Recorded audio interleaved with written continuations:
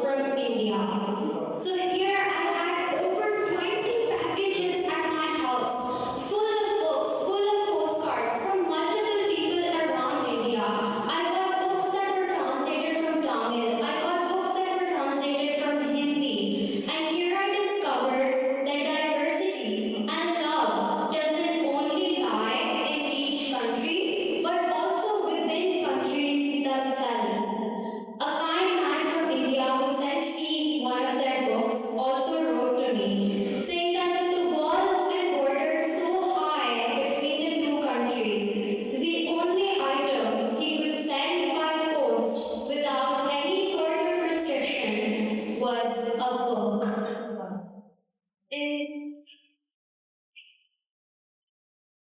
it was in that moment that I truly discovered the very power of books. Books spread love in a way that they can transcend beyond any borders, whether that's geographical or whether it's the borders we create within our minds. I was able to wrestle so many of the preconceived notions that I had, the obsession I had with the so-called global north, with the West, with Western literature. But this project gave me the opportunity for a while albeit, to look beyond the New York Times bestsellers that were drawing all over my bookshelf and finally read real stories from real people around the world.